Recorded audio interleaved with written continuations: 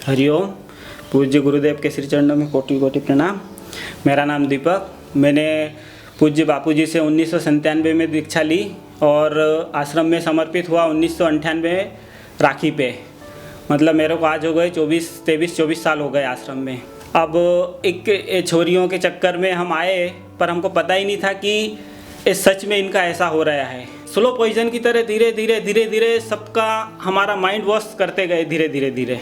और इस चक्कर में मैं भी आ गया।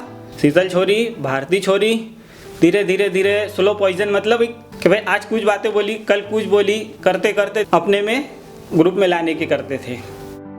ऐसा मेरे को भी एक बार शीतल ने बोला था, आपको लगता नहीं कि अब आपकी इधर ज़रूरत है?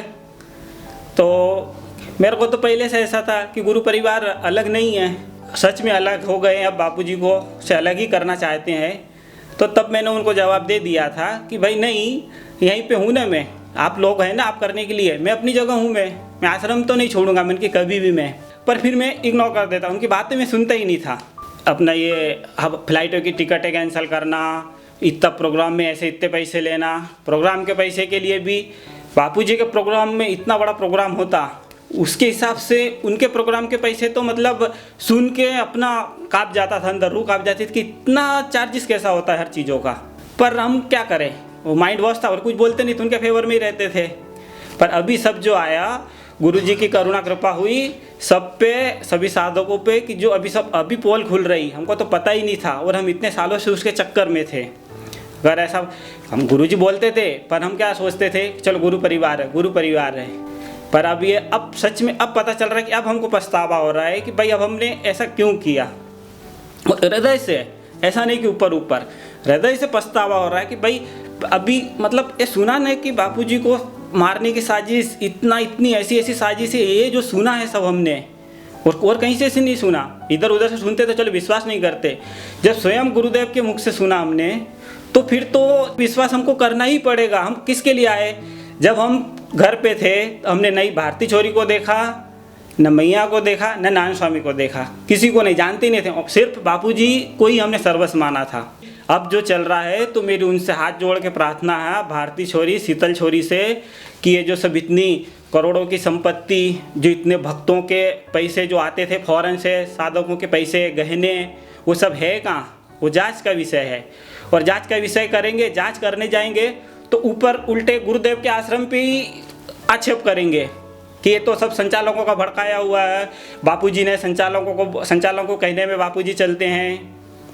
इस तरह का बहुत सारा हुआ है ये। इसलिए मेरी उनसे प्रार्थना है कि सुधर जाए। पूज्य गुरुदेव के श्री चरणों में आएंगे तो गुरुदेव तो इतने दयालु हैं कि अभी वो माफ़ कर सकते हैं। इसलिए आप शीतल छोरी, भारती छोरी और उनकी जो चमचे चमचियाँ हैं, उनकी छोरियाँ और छोरे या उनके अनुयायी है, उनसे भी मेरी प्रार्थना है कि वो सब इनके चक्कर में छोड़ के उनको भी सब खुद समझाए कि अपन जो सब कर रहे हैं वो अच्छा नहीं है अपने लिए। सिर्फ एक तरफ हो, गुरुजी को अपन ने देखा है तो अपन गुरुजी के तरफ आओ।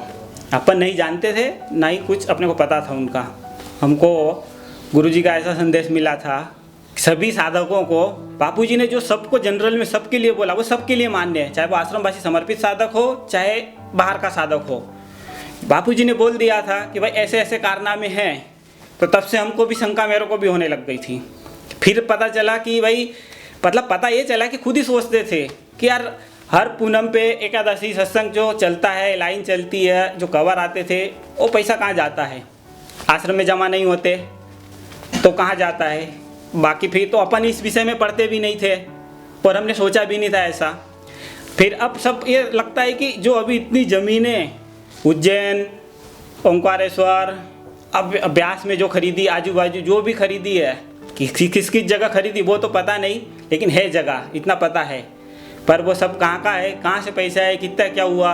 इतनी बड़ी संस्था नहीं और ना ही इतने लोग मतलब इतनी बड़ी संस्था नहीं और ना ही इतने पैसे संस्था में कि इतनी महंगी ज़मीनें और इतने सब ले सके।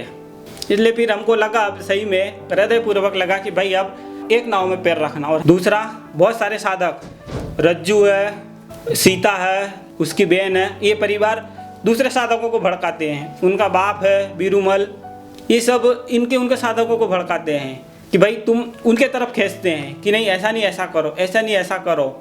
तो धीरे धीरे स्वाभाविक असर तो पड़ती है।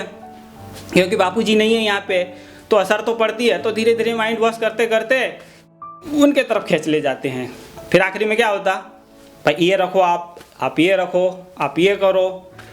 फिर वो भी अब बेचारे क्या करें, बापूजी की भी बेटी है, ये समझ के सब करते हैं। लेकिन अब तो समझ जाओ, अब तो पता चल गया, पूरी पोल खुल गई। गुरुदेव का मैसेज जिसने भी सुना है वो सिर्फ गुरुदेव के वचनों पे विश्वास करे और बाकी सब छोड़ दे।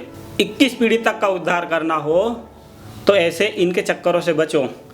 ना ही अपन को पता है कि चलो ये बापूजी की छोरी है, बाकी अपने परिवार वालों को तो ठीक है, वो भी पता है।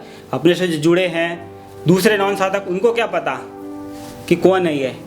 इसलिए इनसे भी उनको बचाओ, उनसे भी दूसरे लोगों को बचाओ कि ऐसा है। बाकी तो भाई सबको पता है कि क्या करना चाहिए, गुरुदेव ने जो बोला वही करना चाहिए अपने को। तो जो अपने पिताजी की नहीं हुई, अपने गुरु की नहीं हुई, और गुरु तो कौन है वो तो हमको भी पता नहीं। अब जो बोलते हैं वो मानते हैं कि भाई लीलाशाह जी बापूजी गुरु है, मैया गुरु जी है, ये मानते हैं। अब सच्चाई क्या वो तो खुद जाने। और ज्ञानी महापुरुष तीनों काल के जानते हैं, इसके लिए वो अपने को बार बार टकोर करते हैं कि भाई सीजन है, सुधरने की सीजन है, सुधर जाओ। अभी नहीं सुधरे तो फिर कभी नहीं सुधरेंगे। और फिर जब यमराज की जब मार पड़ेगी और प्रकृति का जब डंडा पड़ता है ना, तो उसमें आवाज़ नहीं होती। मेरी सभी साधकों से, सभी गुरु भाइयों से, सभी आश्रम वासियों से, और जो जानते नहीं हैं, बापूजी को जानते हैं, उनको नहीं जानते तो अच्छा नहीं जाने, उनसे प्रार्थना है कि बापूजी का हृदय बहुत विशाल है। आप और मेरे से, जो मेरे थ्रू भी जो जुड़े वहाँ पे चोरी के चक्कर में जो भी आए हैं, उनसे भी मेरी प्रार्थना है, जाने अनजाने में जिससे भी जो, सबसे प्रार्थना है कि भाई सब छोड़ के एक गुरु की शरण करे, स्वीकार करे। उनकी शरण में आने से ही अपना उद्धार होगा। मेरा तो हुआ है, मैं तो संभल गया हूँ। आप सबसे प्रार्थना है कि आप लोग भी सब संभल जाए।